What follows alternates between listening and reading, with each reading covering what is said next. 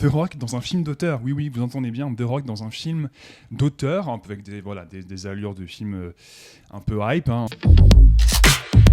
The Smashing Machine, Dwayne The Rock Johnson, Oui. Emily Blunt, pour le film événement réalisé par Benny Safdie. Oui, Benny Safdie, donc le frère de Josh Safdie, avec qui il avait réalisé Uncut James, qui était sorti sur Netflix, qui était une très bonne surprise en 2021, si je me souviens bien. Donc la moitié de Benny Safdie, la moitié des Safdie Brothers. Exactement, et donc là, il quitte un peu sa collaboration avec son frère pour son premier long qu'il réalise, monte et écrit, tout seul, et produit quand même par le Rock. C'est vrai, The Rock, acteur, star, producteur, pilier de ce projet événement produit par A24 qui sort dans les salles françaises le mercredi 29 octobre, donc normalement mercredi prochain quand vous verrez cette vidéo.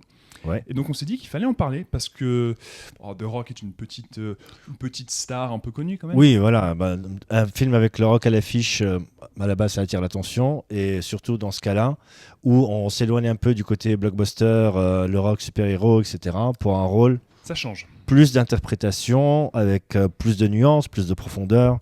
Donc clairement, c'est intriguant. C'est pour le moins intriguant. Donc quand on a vu le projet, etc., on s'est dit qu'il fallait absolument qu'on aille le voir, quoi. On va en parler. On va bien sûr, comme d'habitude, donc là on vous a donné un peu de contexte. On va continuer un peu sur, entre guillemets, les forces en présence, les acteurs, réalisateurs et voilà, ceux qui sont derrière ce film. Ouais. Ensuite, on va parler de l'histoire, forcément, de quoi ça parle de Smashing Machine.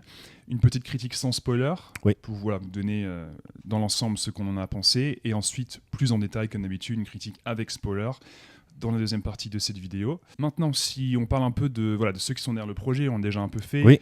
The Rock, immense star, malheureusement. Enfin voilà, on est un peu biaisé. Je suis un peu biaisé. Malheureusement, pour ceux qui aiment le cinéma, The Rock est probablement aujourd'hui la plus grosse star du cinéma en termes de. Si on parle chiffres, si on parle box-office, sur la décennie 2010. Oui. Entre les Fast and Furious, les spin-offs, Hobbs and Shaw, tout ça, ouais. les Jumanji, Jungle Cruise, et compagnie, tous les Disney, le gars a quand même amassé des entrées du box-office et son salaire est allé crescendo. Oui, c'est l'un des acteurs les plus bancables aujourd'hui aux États-Unis. Si quelqu'un veut tourner un film et qu'il a l'appui du Rock, le film se fait. Donc, et la preuve en est là, parce que ça reste un petit projet. On parlait de 50 millions de budget, mais aujourd'hui, dans le cinéma actuel, 50 millions, c'est pas grand-chose. Ouais. Le réalisateur, il prend un réalisateur qui est prometteur, etc. Mais il peut s'entourer de qui il veut et monter les films qu'il veut aujourd'hui. C'est ça. Donc c'est clairement, voilà, on le sent dès qu'on commence à voir le film, on va en parler, mais c'est un événement qui a été monté par le Rock pour The Rock, Dwayne Johnson, je sais pas comment on va l'appeler. Tout ça sans le côté, ok, je vais vous montrer un peu ce que je sais faire, j'ai fait passer une décennie à avoir des gros rôles dans des super productions, à sortir les muscles et à faire le nice guy, et on n'a pas mentionné la série Ballers aussi. Oui. Qui a quand même participé à son succès quand même. Qui est une série, très bonne série d'ailleurs. Série plutôt pas mal. Voilà, en 2025, The Rock veut plus de reconnaissance artistique, donc embauche Benny Safdie, la moitié des Safdie Brothers, qui donc sont derrière notamment Good Time en 2017. Oui, le film qui les a révélés à l'époque. Le film qui les a révélés au grand public, en tout cas à plus de monde, qui avait aussi révélé Robert Pattinson en tant que bon acteur quand même. Oui. Donc il avait confirmé, il y avait déjà eu les étapes Cronenberg. Et oui, comme tu l'as dit tout à l'heure, Uncut James en 2021.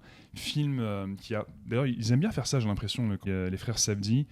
Prendre des acteurs et les montrer leur talent. On a Robert Pattinson un peu, on a Adam Sandler. Oui, Adam Sandler dans un de ses meilleurs rôles.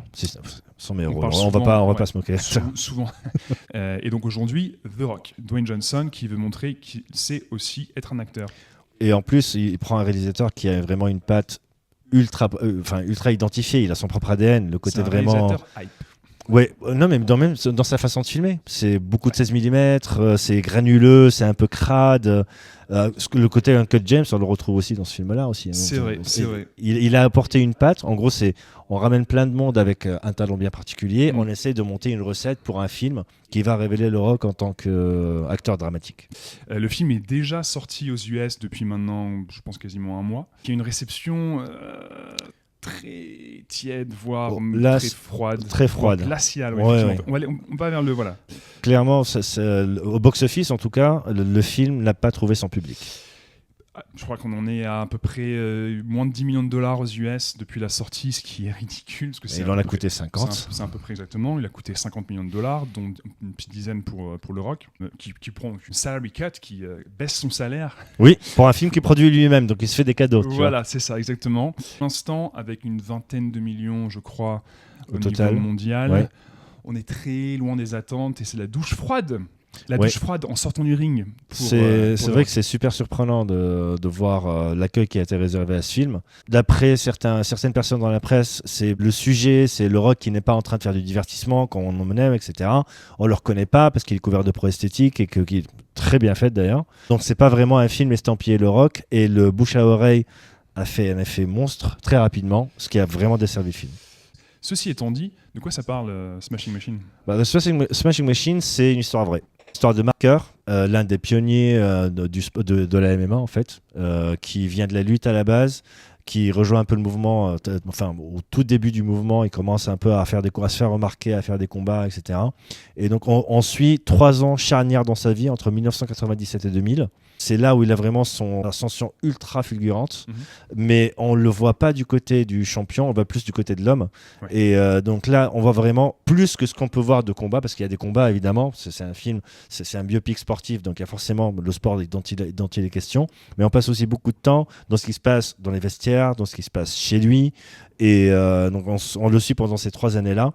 Dans des histoires qu'il emmène au Japon, aux États-Unis, etc. C'est quasi essentiellement sa vie personnelle. Donc on voit notamment effectivement sa vie privée avec sa copine jouée par Emily Blunt, dont on n'a pas parlé encore.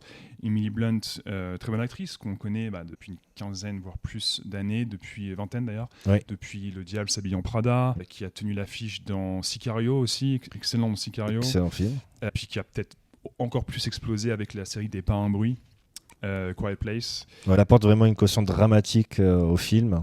Actrice, formation classique, etc. Donc elle vient dans son rôle de pendant émotionnel à la brute épaisse que peut être le Rock dans ce rôle de Michael Carr. C'est vrai, c'est que tout est bien emballé. T'as A24 à la production, Benny Safdie à la réalisation, Emily Blunt, actrice reconnue pour épauler The Rock qui se lance dans un rôle plus dramatique.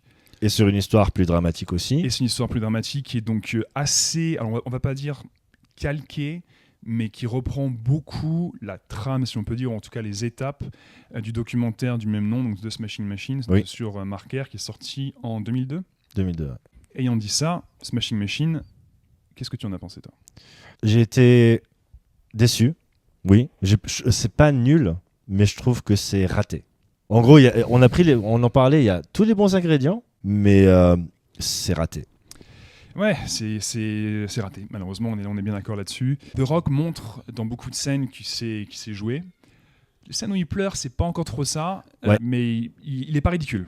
Il tient la barre du personnage. Il a une rangée d'émotions qui est assez large. Dans la douleur, dans les scènes de dispute justement avec Emily Blunt sont bluffantes de réalisme. Beaucoup de scènes de dispute. Oui, peut-être un peu trop, ça on en parlera plus tard.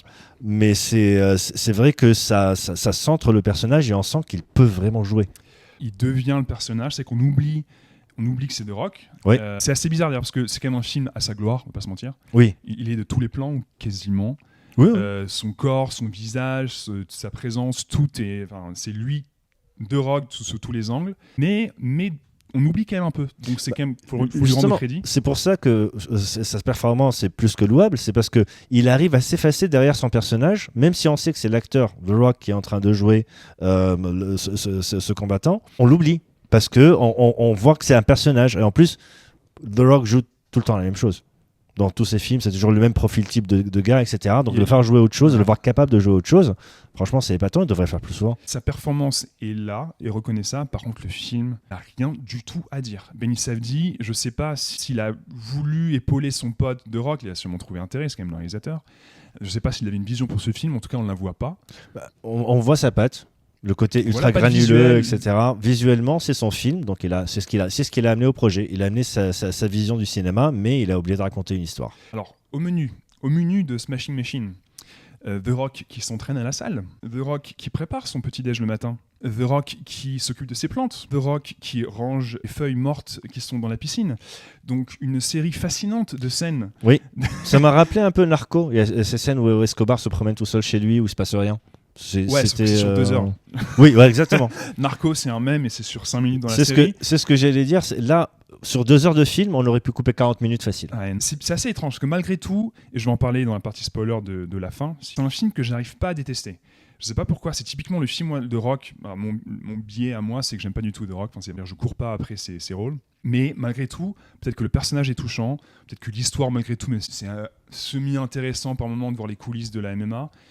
Moi qui ai un intérêt tout relatif pour la chose. Les combats en eux-mêmes.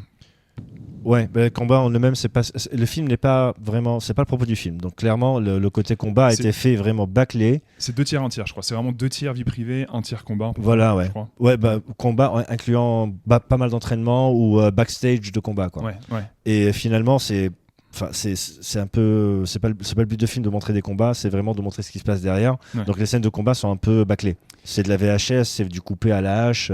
C'est pas très intéressant. Moi, je me souviens de Ali par exemple en 2001. Oui. Michael Mann. Là, c'était quelque chose. On a l'impression d'être sur le ring. Il y avait une intensité. Exactement. C'est pas le même réalisateur non plus. C'est pas les mêmes talents en place. Mais là, autant sur le ring que dans la vie privée, qui prend quand même une part colossale du film. Emily Blunt, moi j'étais gêné pour elle. Hein. Je sais pas si c'est le personnage donc de Dawn Staples, donc la copine de Mark Kerr, qui est comme ça, qui a rien à dire, enfin qui est pas très intéressant, mais je trouve que dans le film, honnêtement, leurs engueulades sont certes assez bien jouées, mais ce qu'ils se disent, t'as l'impression que t'es devant des ados de 15 ans. Ouais, sur le contenu, oui. En fait, c'est gênant. Quoi. Enfin, non? T'as pas été gêné, toi? Moi, j'étais méga gêné. Hein. Ah oui, sur les raisons pour lesquelles ils se disputaient, sur ce qu'ils se reprochent l'un à l'autre, etc. Les dialogues, c'est pas possible. Les dialogues, c'est vraiment pas possible. Il y a l'intensité, mais le contenu en soi est très basique, si ce n'est vraiment caricatural. Alors, pour mentionner la bande-son, oh mon Dieu, quelle horreur. La musique, j'allais alors, en parler. Pas, moi, je suis plutôt friand. Côté un peu jazz, free jazz au début. Il y a des moments pop un peu bien trop appuyés, notamment sur des scènes d'engueulade qui sont je sais pas comment dire, cucu, gênant, enfin ça va pas. Par contre, les premières scènes de combat dans la première moitié du film avec du free jazz un peu, ça j'ai bien aimé. Oui, je trouvais ça pas mal. Le truc c'est qu'il y avait, on passait de reprises d'Elvis plus ou moins bien interprétées à côté jazz. Le côté jazz chaos, ça j'ai bien aimé. Mais pendant des scènes de dispute, pendant des scènes clés, où il y a beaucoup d'émotions, beaucoup trop. Il y en a beaucoup trop. Et là, en plus c'est strident. Ça nous sort un peu de la scène, ça nous sort un peu de ce qu'on était en train de regarder, parce que la musique est vraiment omniprésente et ça prend aux oreilles. Ça fait opéra, ça fait mélodramatique, ça va pas. Je suis un peu perplexe parce que encore une fois, je suis pas sorti énervé de la salle, ça m'a pas énervé comme d'autres films en général de ce type peuvent me gonfler, honnêtement. Il faut noter ce qu'il y a noté, c'est-à-dire une bande son, une image, un talent dans l'image quand même, The Rock qui quand même nous montre que c'est un bon acteur. Là, c'était un peu. Oui. C'était un peu son. Pour moi, c'est le seul vrai intérêt du film. C'est vrai qu'Emily Blunt, pour le coup, alors pour revenir un peu sur elle, n'apporte rien du tout au film. Le personnage, alors on sait que ça vient d'un documentaire, on sait que ça vient de vrais gens réels, de vraies personnes, mais c'est un film. Donc Benny Safdie aurait pu avoir sa vision, aurait pu tourner, prendre des libertés un peu avec le personnage. Exactement. Apporter quelque chose d'intéressant. Est-ce qu'on parle de quelqu'un qui rapidement tombe sous l'emprise d'opioïdes ou de substances, ou est-ce on parle vraiment, on se focalise sur l'aspect sportif? Ni l'un ni l'autre n'est vraiment fouillé. La vie privée, on a l'impression d'être devant des ados qui vivent leur première relation. Honnêtement, voilà. Alors, vous avez compris, on n'a pas vraiment aimé Smash Machine, on ne va pas le recommander. Pour donner une note, comme d'habitude, pour moi, c'est du 4 sur 10. Ça vaut pas le coup. C'est quand même un ennui assez général. Dans la partie spoiler, je vais plus détailler pourquoi le film échappe au 3 sur 10, parce que je trouve que la fin est pas trop mal. Quoi, t'en as pour toi ? Je suis comme toi. 3, 4, enfin 3, 4 sur 10, 3. Okay. Bah, tu sais quoi, je vais rester à 3. J'allais donner 4, mais à cause de la musique, je viens de m'en rappeler, ça m'a énervé. Donc on va remettre à 3. 3 sur 10, d'accord. Si vous êtes resté jusque-là, dites-nous ce que vous en pensez dans les commentaires si vous l'avez vu ou si vous comptez aller le voir. Et maintenant, si on passe à une petite partie spoiler. Oui, il y a un truc qui m'a énormément gêné dans le film, c'est l'absence un peu de quotient moral quand on voit le staff et dans le monde de la MMA, ce groupe de personnes en train de se pousser à être toujours meilleur, à toujours gagner, tous les coups sont permis en fait, et ne pas avoir ce penchant moral à côté qui vient nuancer pour amener un vrai message, pour dire que, ok, l'ambition c'est bien, vouloir aller loin c'est bien, mais on peut facilement se retrouver sans rien du jour au lendemain. Ce que tu veux dire, c'est que tu aimerais qu'il y ait un message un peu éthique pour contrebalancer le côté un peu brut et le côté brutal un peu du sport. Le côté brutal dans tous les sens, à la fois physique, mais à la fois, en termes d'exigence. Voilà. Non, je comprends. Ok, moi ça m'a pas choqué parce que je pense que c'est pas le but du film, c'est quand même un film qui est adapté d'un documentaire. J'ai l'impression que Benny Safdie n'avait pas grand chose à dire. Il a adapté un documentaire, donc clairement. Ouais, voilà, donc il avait déjà comment dire, le matériau de base. Et Voilà, il n'a pas travaillé avec, c'est surtout ça le problème, c'est qu'il avait le matériau de base, mais qu'il a rien fait derrière pour essayer de mettre un peu de patte, un peu de profondeur, juste donner de profondeur au personnage, quoi. Ne pas les laisser vraiment en 2 dimensions comme ça. Ouais. Oui, donc moi niveau spoiler, j'ai juste une remarque en fait, hein, quelque chose dont je voulais parler, c'est la fin que j'ai bien aimé. J'ai trouvé que c'était un peu le seul moment de cinéma en fait dans ce film de 2 heures quand même. Le seul moment où j'ai senti un peu la patte du réalisateur qui nous montrait quelque chose.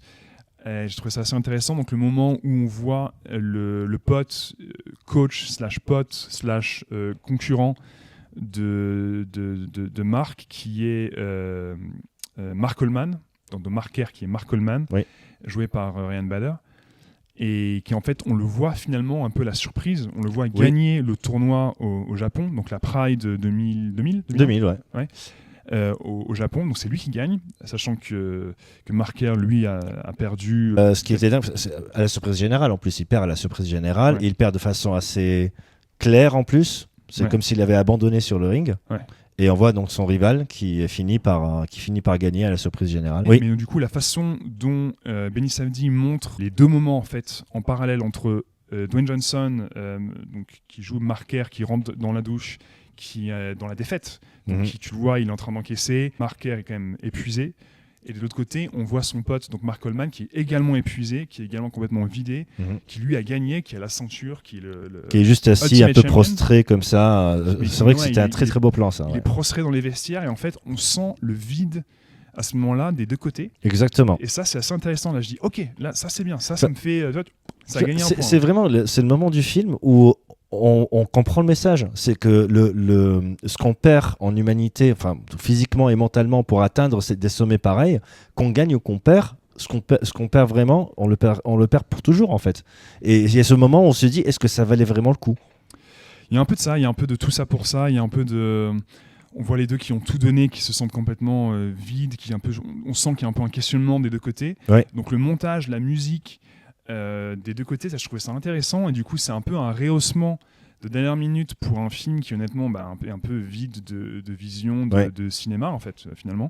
Et donc ça, j'ai bien aimé. Si ça s'était arrêté là, je t'aurais peut-être accompagné en donnant un point. Mais après, la toute dernière scène du film, on voit le vrai Marker qui habite au Nouveau-Mexique. Ouais. Et en fait, on le voit sortir du supermarché, prendre sa voiture, faire coucou et s'en aller. Ça, c'est... En fait, je comprends ce que j'en ai compris. Il rend hommage en fait, voilà.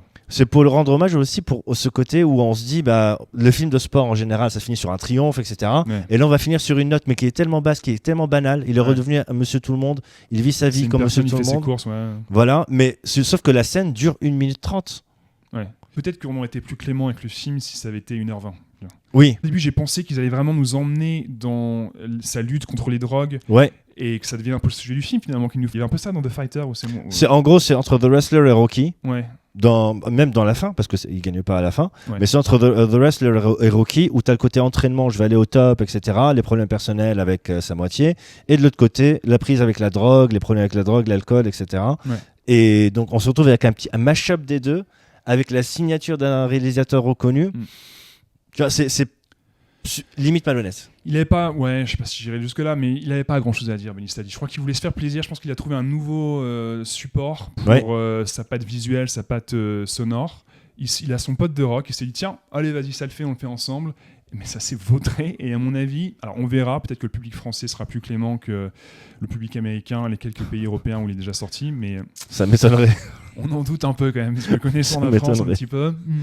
Même ceux qui veulent vraiment genre défendre le film, etc., une fois qu'ils l'auront vu, ils comprendront. Ça va être compliqué. Ouais. Donc voilà, un peu pour le point final de cette critique de Smashing Machine. Dites-nous si on a été trop dur avec Dwayne The Rock Johnson, ou si on est passé à côté d'un chef-d'œuvre, ou si au contraire on a été trop clément et que c'est la bouse de la décennie. En tous les cas, merci d'être resté jusqu'ici et on se dit à bientôt pour la prochaine vidéo. Yes, à très bientôt. Ciao.